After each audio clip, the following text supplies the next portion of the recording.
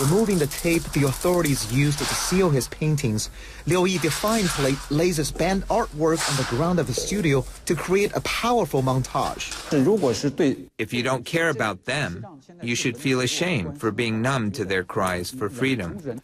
The 40 men and women in Liu's stark portraits have one thing in common. They're Tibetans who have set themselves on fire to protest what they call increasing repression by the Chinese government, as seen in horrifying videos like these smuggled out by human rights groups. Although the videos cannot be independently verified, state broadcaster CCTV has aired reports showing similar scenes. More than 90% of China's population is Han Chinese, an ethnic group distinctively different from the Tibetans. Although the communist government often boasts ethnic harmony, observers say divisions run deep. Pro-Tibet groups like Free Tibet estimate since 2009, around 100 or more Tibetans have set themselves ablaze. But the topic remains taboo in China, and most Han Chinese seem indifferent to the plight of Tibetans. Liu is among the exceptions. The 50-year-old Han Chinese artist has never met any of his subjects. His portraits are based on their photographs, but he says they're all like family. And despite repeated warnings from officials, he continues to speak out. The current government policy on Tibet is hurting the Tibetan people too much, especially on the religious front.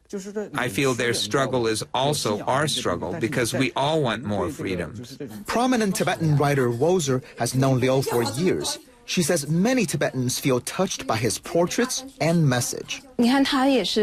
He's traveled to the region many times and knows what's going on. That's why he paints with such sympathy and humanity. I hope more Han Chinese will be like him. But for now, activists like Wozer see darker days ahead.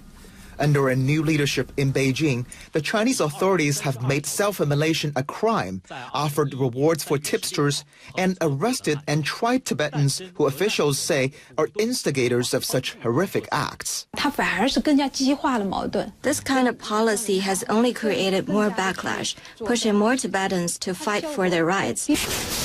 As the disturbing trend of Tibetan self-immolation continues, Liu is defying government orders and preparing to create more portraits. Most Han Chinese people's understanding of Tibet is still in line with government propaganda. I feel very lonely when I paint these portraits. But solitude, says the artist, has its benefit. It will allow him to keep drawing from the heart. Stephen Jiang, CNN, Beijing.